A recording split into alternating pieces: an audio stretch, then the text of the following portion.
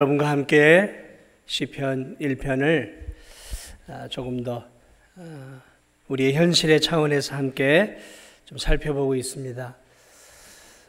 정말 여호와의 말씀을 즐거워하는 자가 어떤 자인가? 우린 참 하나님 말씀을 즐거워해야 되거든요. 그런데 하나님 말씀을 즐거워하기보다는 사실 세상에 좋은 것들을 많이 즐거워하죠. 그게 사실 우리의 현실이죠. 하나님 말씀을 귀한 생명의 말씀으로 여기고 있지만 세상의 것들을 더 즐거워하고 있는 우리의 모습들. 말씀을 즐거워한다라는 것은 말씀을 대하는 태도예요. 태도 먼저. 그래서 이 말씀 5만 원, 10만 원짜리보다 더 귀하게 비교할 수 없는 가치로 이렇게 이 말씀을 바라보는 사랑의 눈빛으로 늘 하나님 말씀을 대하는 것이죠. 그리고 그 말씀 속에 유익을 누리고 그리고 그 말씀대로 순종하는 순종의 발걸음을 떼는 것. 순종의 발걸음을 떼지 않는다면 사실은 말씀을 사랑하는 것, 즐거워하는 것이 아니죠.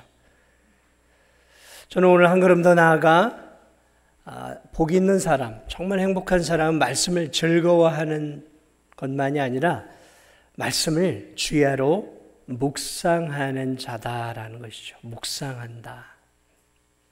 저는 오늘 이 본문을 통해서 오늘날 연약한 성도들의 신앙을 먼저 좀 함께 나눠보려고 합니다. 우리에게는 늘 인생에 어려움이 있죠. 위기가 있고 시련이 있고 또 유혹이 있습니다. 환난이 있습니다. 여러 가지 많은 삶의 특별히 어려움 속에서 말씀을 즐거워하고 말씀을 특별히 묵상하지 않는 사람들, 그러니까 말씀을 그죠 액세서리 정도로 여기고 있는 그러한 성도들은 인생의 위기가 찾아오면 이런 공통점이 있어요. 한번 잘 들어보십시오. 이런 공통점이 나에게 있는가? 그러니까 말씀을 깊이 묵상하지 않는, 그러나 말씀을 믿고 있지만 말씀을 즐거워하지 않는 성도들의 공통적인 특징이 있어요. 그 첫 번째가 무엇이냐면 인생의 어려운 위기와 환경이 나에게 찾아올 때 그 아픈 힘든 현실 속에 내 마음과 생각이 빠져들어간다는 거예요. 지속적으로 빠져들어가요. 여러분, 우리에게 위기가 있죠. 어려움이 있죠. 힘든 일들이 왜 없겠습니까? 그런데 그 고통스러운 환경 속에 시간이 지날수록 계속 이 늪에 빠져가는 것처럼 빠져들어가요. 그래서 거기서 헤어나지를 못하는 거죠. 그리고 그 어려운 환경에 내 마음을 집중해요. 내 생각을 집중합니다. 다시 말하면 어려운 환경을 묵상하는 자예요. 그 어려운 환경을 곰곰이 되씹습니다. 묵상합니다. 그리고 그 어려운 환경 속에서 고통을 계속해서 내가 느끼는 거예요. 고통을 느끼는 거죠. 그 고통스러운 환경을 묵상해요. 묵상하려고 하는 게 아니라, 자기가 묵상하려고 하는 게 아니라 그렇게 가는 거예요. 여호와의 말씀을 묵상하지 않는 성도들은 필연적으로 고통스러운 환경을 묵상하게 되어 있다는 거죠. 거기에 빠져들어가는 거예요. 그래서 그 고통스러운 환경을 바라보면서 어찌할 수 없는 그 환경 속에서 점점 더 괴로워하는 거죠. 고통스러운 환경을 괴로워하는 결과가 뭐냐면 고통을 내가 계속 느끼는 거예요. 마음이 아파요. 그러면서 절망하게 되어지는 것이죠. 해결하기 어려운 절벽 같은 환경이 주어지면 더 그래요. 그래서 계속해서 슬퍼해요. 그 환경 때문에. 힘들어합니다. 우울해져요. 밤에 잠이 안 와요. 약을 먹어도 잠이 안 와요. 왜냐하면 그 환경이 나를 짓누르고 있기 때문에. 내가 그 환경을 계속해서 지속적으로 나도 모르게 묵상하고 있거든요. 그 환경 속에, 어려운 환경 속에 내가 갇혀 살고 있는 거예요. 그걸 뚫고 나와야 되는데 그 환경 속에 갇혀 있어요. 갇혀 있어요. 원하는 대학에 들어가지 못하는 그런 대학생들이 많죠. 학생들이 열심히 3년, 6년, 9년을 공부했는데 원하는 대학에 들어가지 못했어요. 주변의 기대치는 높은데 들어가지 못하니까 괴로워하는 거예요. 대학에 떨어지고 그 떨어진 환경과 자신의 미래를, 암울한 미래를 계속 묵상하니까 그 어린 20살밖에 안 된 학생이 살 소망이 끊어진 거예요. 그래서 종종 그 어린 학생들이 극단적인 선택을 하잖아요. 그 환경 속에 갇혀버리는 거죠. 사업의 큰 실패로 성도들 가운데에도 어려움을 당하는 성도들이 있습니다. 사랑하는 가족이 먼저 세상을 떠나는 가슴 아픈 일도 일어날 수 있고요. 그리고 가까운 가족이나 내가 큰 병에 걸릴 수도 있습니다. 내가 해결할 수 없는 환경이죠. 그런 절망적인 환경에 내가 할 수 있는 건 사실 아무것도 없어요. 내가 어떻게 사랑하는 이의 죽음을 막을 수 있겠고, 의사, 최고의 병원도 해결할 수 없는 질병의 문제를 내가 해결할 수 있겠습니까? 가정이 파탄날 만큼 큰 어려움들을 겪을 수도 있어요. 그러나 그런 환경 속에서 그 환경을 묵상하는 거예요. 그 환경 속에 빠져들어가서 하나님의 자녀들도 말씀을 통해 뭔가를 해결하려고 하지 않고 그냥 말씀은 액세서리예요. 그리고 그 환경 속에 빠져 살아가요. 탈진이 되는 거죠. 지치는 거예요. 그 환경을 보면 볼수록 지치는 거예요. 계속 지치는 거예요. 자기가 왜 지치는지도 몰라요. 환경을 묵상하고 있기 때문에 그래요. 환경 속에. 그래서 고갈이 되고 에너지가 빠지고 살 소망이 끊어지고, 그래도 하나님 백성이니까 살아야 되니까 그냥 마지못해 기쁨 없이 사는 거예요. 여러분이 이것이 하나님의 말씀을 즐거워하거나 묵상하지 않는 연약한 성도들의 전형적인 특징입니다. 두 번째 특징이 있어요. 그것은 그런 어려움이 찾아올 때 자기 자신에게 집중해요. 다시 말하면 자기 자신을 묵상해요. 말씀을 묵상해. 자기 자신을 묵상하는 거예요. 한심스러운 자기 자신. 인생의 문제를 해결하지 못하는 한심스러운 나 자신을 바라보는 거죠. 사실 우리가 힘들고 어려울 때, 잘 나갈 때, 돈 있을 때, 높은 자리에 있을 때에는 내가 괜찮아 보여요.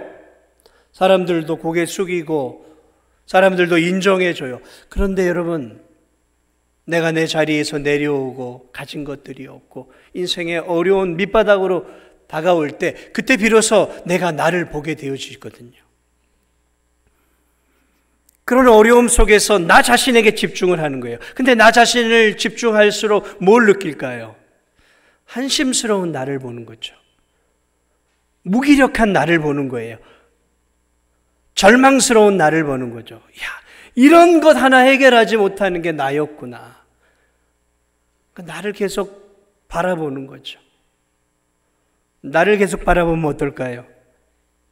답답한 거죠. 답이 없어요.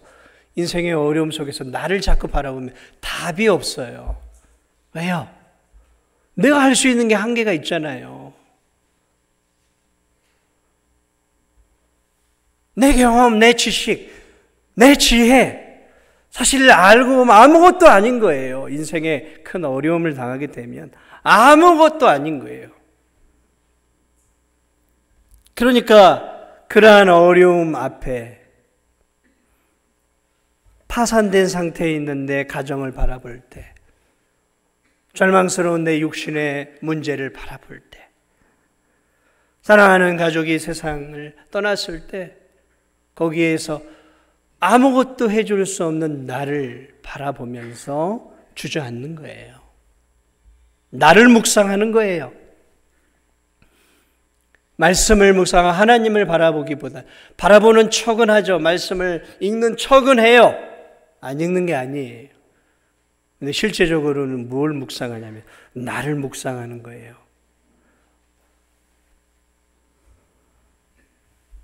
나를 묵상할 때 그 어려운 현실 속에서 자꾸 주저앉는 거예요. 지치는 거죠. 왜요? 그 문제를 내가 해결할 수 없잖아요. 내가 아무것도 할 수 없잖아요. 여러분, 나 자신을 묵상할수록 나에게서 나올 수 있는 것은 아무것도 없어요. 그것은 나를 더 절망스럽게만 만들어요. 나를 묵상해 보세요. 나를 묵상해서 나오는 게 뭐예요? 교만한 저, 이기적인 나 중심적인 나. 세상이 나 중심이잖아요. 배려하지 않는 나. 다른 사람이 나를 위해 주기만 바라잖아요. 다른 사람이 나를 인정해 주기를 바라잖아요. 오만한 나. 세속적이고 탐욕적이고 욕망이 한없는 나, 권력욕이 있는 나. 그런 나를 바라보면 결국 절망밖에 없는 거죠. 그래서 말씀을 묵상하지 않는, 말씀을 즐거워하지 않는 성도들은 필연적으로 나를 바라보며 그 어려운 환경을 해결할 수 없는 나 앞에 절망하는 거죠. 이런 성도들의 마지막 특징은 그 절망적인 문제를 해결하기 위해 주변과 세상을 기웃거립니다. 인생의 문제를 해결해야 될 거 아니에요. 그러니까 세상을 기웃거려요. 다른 사람을 기웃거립니다. 그리고 세속적인 꾀를 따르는 거예요. 오늘 복 있는 사람은 악인의 꾀를 따르지 않는다는데 세속적인 꾀를 따르는 거죠. 세상의 지혜를 따라가래요. 좋은 처세술이 뭔가, 성공의 처세술이 뭔가, 세상의 어떤 처세술을 기울이는 거예요. 인간적인 삶의 지혜나 인간적인 묘수를 찾기 시작하는 거예요. 세속적인 해결책에 몰두하는 거예요. 거기에 집중하는 거예요. 세상에 집중하는 거예요. 그래서 방법을 세상 안에서 찾는 거예요. 그리고 성공적인 인생을 가진 사람들을 통해 뭔가를 내가 찾아서 그들을 통해 내 인생의 문제를 발견하고 해결하려고 하는 것이죠. 세속적이고 대중적인 방법을 통해 내 삶의 문제를 해결하려고 해요. 그러므로 이런 성도들의 특징은 시간이 지날수록 세상 사람들과 별 차이 없는 삶을 살아가는 거예요. 그래서 자연스럽게 악인들의 꾀를 쫓고 죄인들의 길에 서고 오만한 자의 자리에 나도 모르는 사이에 앉게 되어지는 그런 비극적인 그런 삶을 살아가게 되어지는 것이죠. 왜 이렇게 살아갈까요? 하나님을 믿고 구원받은 하나님의 성도이지만 왜 이렇게 살아가게 될까요? 방금도 말씀드렸지만 하나님의 말씀을 읽지만 건성으로 읽습니다. 습관으로 읽습니다. 말씀을 즐거워하며 말씀 속에서 즐거운 맛을 누리질 못해요. 하나님의 말씀을 특별히 오늘 본문으로 중심을 한다면 말씀을 묵상하지 않아요. 사실 믿음의 성숙은 묵상과 깊은 연결이 되어 있습니다. 묵상과 굉장히 믿음의 성숙은 연결되어 있어요. 다시 말하면 하나님의 말씀 안에서 묵상하는 성도들은 답을 찾거든요. 인생의 답을 하나님의 이 보화와 같은 말씀 속에서 인생의 답을 찾고 인생의 해결책을 찾아요. 그러나 연약한 성도들은 말씀과 삶을 분리합니다. 말씀은 말씀이고 삶은 삶이에요. 말씀은 주일날 교회 안에서만 통용이 되어지는 거예요. 일주일간의 남은 6일간의 삶은 말씀이 아닌 그저 세상의 지혜와 꾀와 세상의 철학과 이념과 세상의 방식을 따라서 세상 사람과 같이 가는 거예요. 그러니까 괴리된 거죠. 괴리되니까 신앙이 10년, 20년을 다녀도 크게 자라지 않아요. 자꾸 세상을 의지하고 세상을 기웃거리고 세상 속에서 답을 찾아요. 인생의 답을 찾습니다. 그러므로 그런 성도들은 그 환경의 고통 속에서 크게 벗어나지 못하고 기쁨과 감사 없이 그저 그렇게 신앙의 삶을 이어가는 거죠. 그러므로 이런 성도들의 삶의 또 하나의 중요한 특징은 세상의 성공과 세상의 출세지향적인 인생의 목적을 갖고 살아가는 게 목적이 성공이에요. 출세, 입신양면이. 그리고 세상의 달콤한 즐거움들을 천국도 가고 싶어 하지만 세상에 주어지는 이 세상의 달콤한 세상의 즐거움들도 같이 누리고 싶어 하는 거예요. 그래서 양다리를 걸쳐요. 천국은 가야겠고 세상의 즐거움은 같이 누리고 싶은 거예요. 두 개를 다 잡을 수 있다고 생각해요. 두 개를 다 잡을 수 있을까요? 두 마리 토끼를 우리는 다 잡을 수 있을까요? 불가능합니다. 절대로 불가능합니다. 그렇습니다. 필연적으로 이런 성도들은 오늘 1절로 돌아가서 1절에 반대가 되는 사람이 되는 거죠. 악인들의 꾀를 나도 모르는 사이에 같이 따라가고 있는 거예요. 세상의 방식을 내 인생의 방식으로 삼고 그런 사람들과 함께 인생을 살아가게 되어지는 것이죠. 그러나 오늘 하나님의 말씀을 내 인생의 중심에 두고 정말로 하나님의 말씀을 내 인생의 가슴 중심에 두고 하나님 말씀을 사랑하고 그 말씀을 인생의 해답으로 여기면서 그 말씀을 사랑하며 살아가는 그런 성도들, 그런 성도들의 특징이 무엇일까? 오늘 성경은 여호와의 말씀을 주야로 묵상하는 자다라고 말하고 있습니다. 여호와의 말씀을 주야로 묵상하는 자, 묵상하는 자. 세상을 묵상하거나 나를 묵상하거나 환경을 묵상하는 게 아니라 하나님의 말씀을 묵상하는 자예요. 말씀을 묵상한다. 어려운 것처럼 느껴지지만 사실은 말씀을 묵상한다라는 것은 그렇게 말씀을 묵상하는 것이 어려운 것은 아닙니다. 왜냐하면 우리는 의식적이지 않게 무의식적으로 묵상의 삶을 살아가고 있어요. 이것을 다른 말로 얘기하면 몰두하는 삶입니다. 무언가에 늘 몰두하죠. 그러니까 무언가에 내가 좋아하는 것에 몰두하잖아요. 그것이 독서건, 그것이 음식이건, 그것이 레저나 운동이건 일이건 우리가 좋아하는 어떤 거에 몰두하잖아요. 묵상은 몰두하는 거예요. 말씀에 몰두하는 거라고요. 내 생각, 내 마음, 내 정성을 몰두하는 거죠.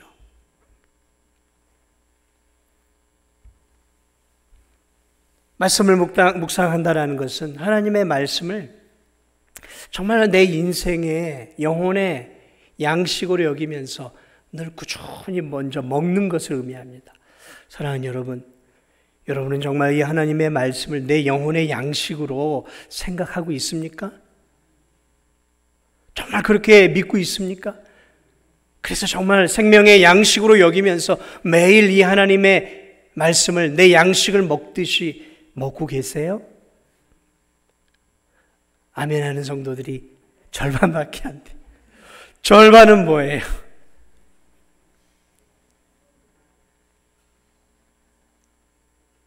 일을 하는 성도들 다 일하죠.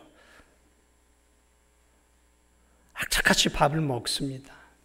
왜 먹냐면 먹어야 힘이 나서 뭘 하거든요. 오늘 아침에도 저 아무것도 먹고 싶지 않았어요. 별로 입맛이 없으니까. 근데 악착같이 먹었습니다. 왜 먹었냐면 먹어야 제가 강단에서 힘있게 말씀을 전할 수 있기 때문에. 안 먹고 올라서면 배가 고프면 등에서 막 식은땀도 나고 빨리 끝내려는 유혹이 생겨요. 배고프니까. 먹어야 된단 말이죠. 육신이 뭔가를 먹어야 되듯이 영혼도 먹어야 되는 거예요. 하나님의 말씀을 먹는 거죠. 그러나 먹을 때요. 먹을 때 어떤 분들은 그냥 식사를 5분 안에 끝나는 성도들이 있어요. 후다닥 해가지고 말아가지고 후다닥 먹어요.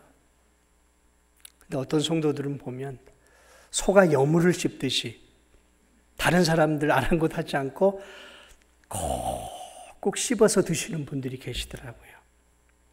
근데 그분들이 잘하는 거죠, 사실은. 꼭 씹어드는 거죠. 하나님의 말씀을 묵상한다라는 것은 그 읽은 부분을 계속해서 읽는 거예요. 그러니까 마치 밥을 꼭꼭 씹듯이 한 번 읽고 지나치는 게 아니라 복 있는 사람은 악인들의 꾀를 쫓지 않고 악인들의 꾀를 쫓지 않는다는 게 뭘까? 그 한 구절, 두 구절 내가 읽은 세 구절, 네 구절, 다섯 구절 읽은 말씀을 한 번 읽고 끝나는 게 아니라 묵상은 꼭꼭 씹어내는 거예요. 악인들의 꾀를 쫓지 않고 죄인들의 길에 서지 않는다는 것이 무엇인가? 오만한 자들의 자리에 앉지 않는다는 것이 뭘 말하는 것일까? 그래. 꾀를 쫓지 않는 세상의 가치관대로 살지 않는 것이겠구나. 계속 씹는 거예요. 씹어내는 거예요. 이걸 씹는다고 하는 거예요. 말씀을 자근자근 묵상하는 거예요. 그렇게 묵상할 때마다 계속 밥을 씹으면 밥에서 담백한 맛이 나오는 것처럼 그 말씀을 씹고 묵상하고 생각하다 보면 그 말씀 속에서 깊은 것들이 하나 둘씩 우리에게 톡톡 튀어나오기 시작하죠. 진액이 우리에게 튀어나와요. 이런 뜻이구나. 그러면서 그 말씀이 건성으로 그냥 한번 읽은 말씀과 다르게 그것이 진짜로 내 양식이 되기 시작하는 거예요. 내 양식.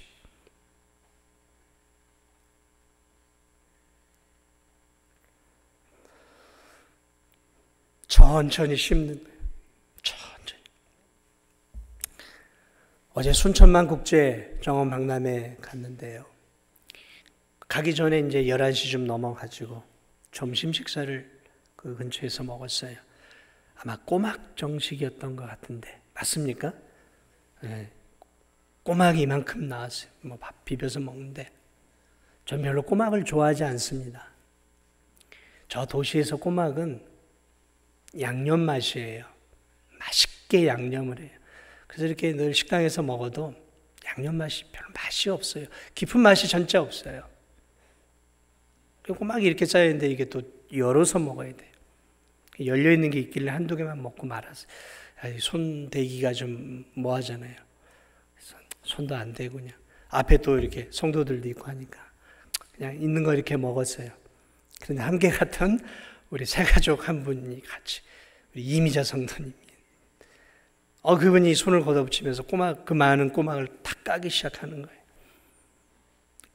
까주니까 또 안 먹을 수 없잖아요.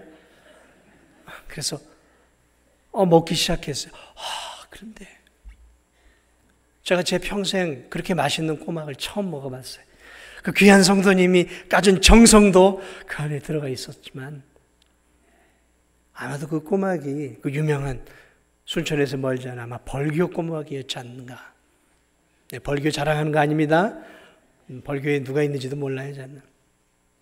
그런데 씹는데요. 그냥 넘길 수가 없었어요. 씹으면 씹을수록 담백한 맛이 꼬막에 있는 거예요. 저는 평생 처음 깨달았어요. 이 꼬막에 이런 맛이 있는지. 그래가지고 까주는 족족 제가 염치도 없이 제가 다 먹었어요. 그 담백한 맛이 있었어요. 이런 맛이 있었네. 세상에 꼬막에 이런 맛이 있었구나. 그러면서 제가 그냥 생기기가 너무 아까워서 씹고 또 씹었어요. 저와 함께 밥 먹었던 분들은 아실 거예요. 제가 계속해서 야 맛있네요. 정말 맛있네요. 그랬어요. 그냥 뭐 입 바른 소리가 아니었어요. 깊은 맛을 느꼈어요. 깊은 맛을. 여러분 하나님의 말씀도 그래요. 그냥 먹으면 별 맛이 없어요. 그런데요 씹고 씹으면요 그 말씀 속에서 담백한 맛이 올라오기 시작합니다. 구원의 맛이 올라와요. 말할 수 없는 인생의 문제는 어려운데요. 그 말씀이요. 그 인생의 문제를 해결해 줄 수 있을 만한 힘을 나에게 줍니다. 아멘. 말씀이 그런 능력이 있어요. 삶은 고통스러운데 그 하나님의 말씀의 단맛을 느끼기 시작하고 그 말씀이요. 내게 위로와 소망과 힘을 주면요. 밤잠을 못 잤던 그 문제들은 그대로인데 나는 그 문제를 뛰어넘는 영성과 힘을 가지게 되더라고요. 말씀을 묵상할 때요. 그 말씀의 깊은 맛을 깨달을 때 그 말씀이 가져다 주는 그 힘이 있다라는 것이죠. 여호와는 나의 목자시니 저는 힘들 때 이 말씀을 자꾸 되새김질해요. 여호와는 나의 목자시니 내가 부족함이 없으리로다. 힘들고 어려울 때 저는 이 말을 끊임없이 묵상해. 여호와는 그래 여호와가 목자고 내가 양이지. 미련한 양이지. 그런데 목자가 여호와 하나님이시지. 그래. 그러면서 힘들고 어려울 때마다 나에게 목자가 계심을 늘 기억해요. 그리고 그분이 나를 푸른 초장과 쉴만한 물가로 인도하시지. 그러면서 그 어려움 속에서도 나와 함께 하시는 목자를 기억하면서 그 어려움을 뛰어넘는 기쁨과 감사를 드려요. 그 말씀 속에 있는 그 신비한 그 말씀의 깊은 은혜가 묵상을 통해서 내게 흘러올 때 강력하게 연약한 나를 강력하게 사로잡는 것이죠. 사랑하는 여러분, 그러므로 하나님의 말씀을 많이 읽는 것 좋습니다. 많이 읽으셔야 돼요. 많이 읽으세요. 그래야 됩니다. 그래야 성경에 대한 시야가 넓어지니까. 그러나 많이 읽는 것과 아울러 작은 한 구절, 한 장, 몇 절이라도 매일 묵상해야 돼요. 내가 좋아하는 구절도 좋아해요. 또 순천만 얘기를 또 해야 되겠어요. 순천만 하는데 비가 주룩주룩 조금씩 내리긴 했는데 그 촉촉하게 비에 맞은 꽃들이 얼마나 예뻤는지 몰라요. 우리 어제 한 2-3시간을 우리 집사님과 함께 두 분 한 번 모시고 제가 손잡고 쫙 다니면서 꽃들을 원 꽃들이 이렇게 많은지 처음 본 꽃들도 많았어요. 처음 본 꽃들. 지나가다가 집사님 이게 무슨 향기예요? 그러면 이 꽃에서 나는 향기라고. 그럼 같이 가서 그 꽃의 향기를 맡았어요. 이야,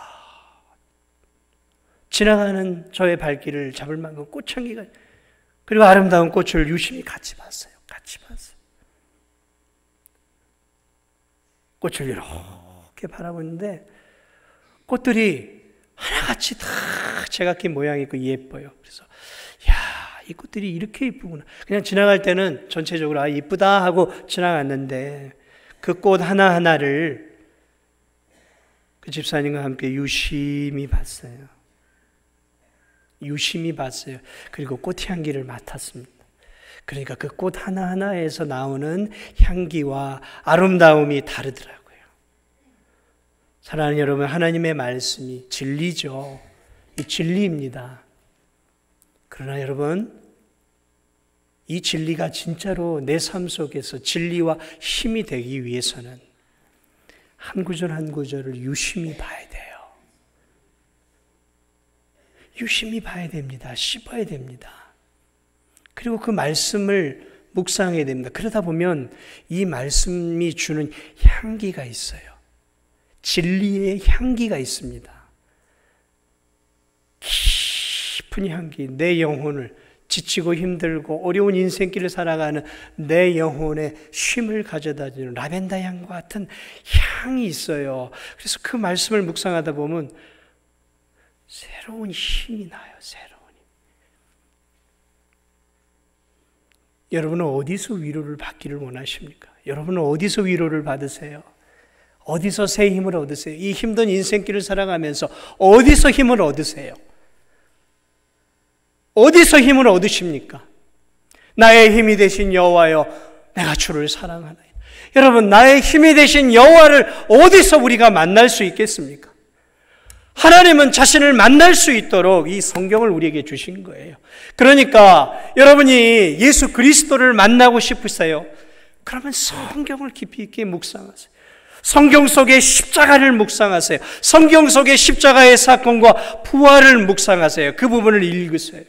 여러분이 하나님의 능력을 힘있기를 원하십니까? 그렇다면 성경을 읽으십시오. 성경의 사도행전을 읽어보세요. 성령의 강력한 역사들을 읽어보십시오. 거기서 하나님이 얼마나 강하게 역사하고 계십니까? 성경을 통해 능력의 하나님을 만날 수 있어요.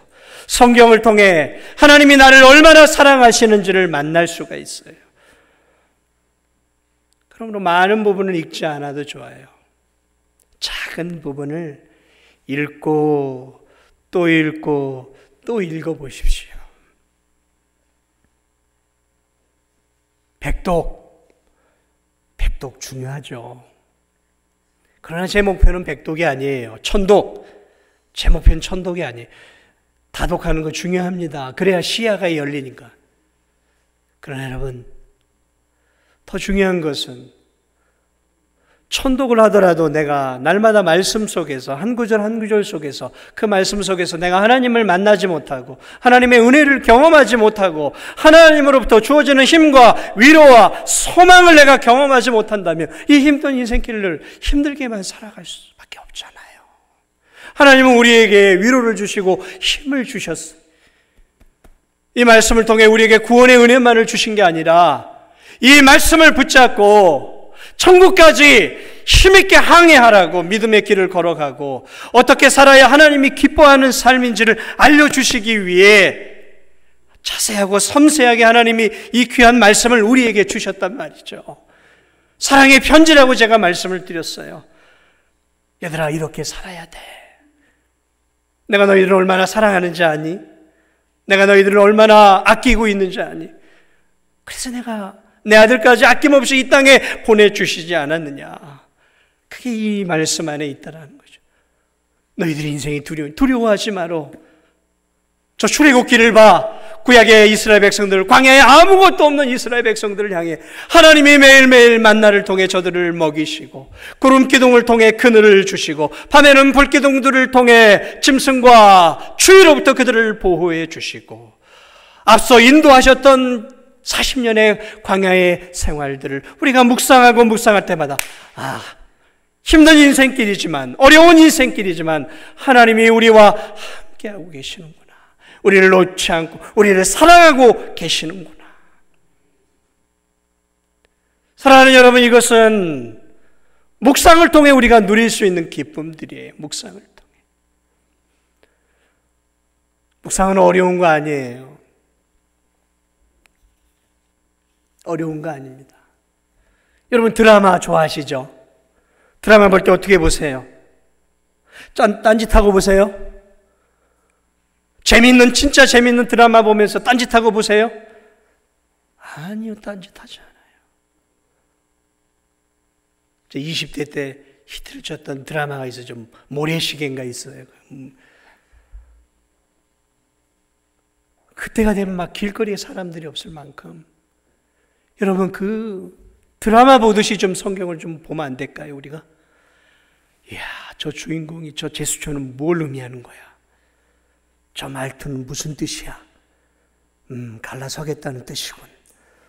그러면서 그 주인공들 행동 하나, 바뀌어가는 그 카메라 앵글 하나에 온 마음을 다 기울이면서 이제 저 둘이는 끝났어. 이제 저렇게 연결이 될 거야. 그러면서 내가 그 드라마를 보면서 오만 가지 생각을 다 하면서 내가 다 생각하잖아요.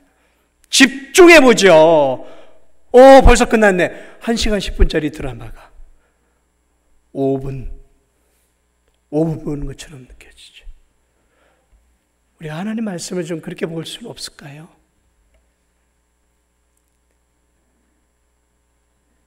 하나님 말씀을 그렇게 볼 수는 없을까요? 우리가 몇 절이라도, 몇 구절이라도 매일매일. 드라마가 주는 유익이 뭐가 있겠어요? 잠시 위로와 잠시 힘이죠. 시간 때우기고. 그러나 하나님 말씀은 우리에게 생명을 주지 않습니까? 우리에게 위로를 주지 않습니까? 하나님 말씀.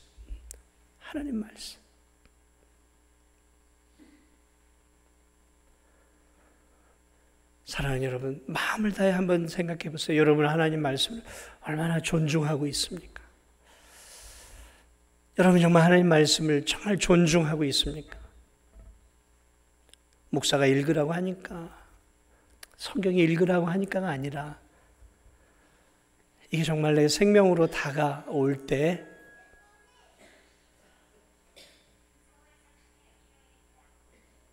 이 말씀이 정말 우리의 힘이 되어지고 우리의 생명이 되어지는 것입니다.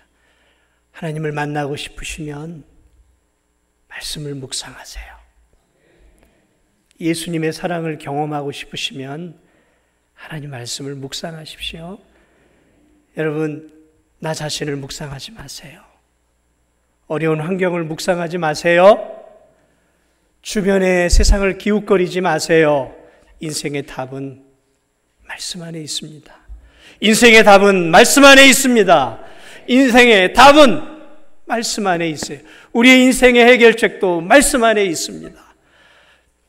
그러므로 이 말씀을 사랑하시고 말씀을 묵상하며 살아갈 때 하나님께서 여러분들을 시냇가에 심은 나무처럼, 시냇가에 심은 나무가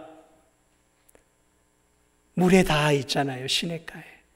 그리고 그 시냇가의 그 물을 흡수하면서 사시사철 열매를 맺어내는 거죠. 우리가 하나님의 말씀에 담겨져 있을 때 그 말씀이 주는 구원과 생명과 위로와 소망, 그 은혜가 날마다 우리에게 전달이 되어져서 우리의 영혼을 풍성케 해 성령의 열매를 맺고 하나님의 뜻을 이루어드리며 하나님께서 기뻐하는 그런 아름다운 믿음의 삶을, 그리고 주 안에서 행복한 삶을 살아가시는 저와 여러분이 되시기를 예수 그리스도의 이름으로 축복을 드립니다.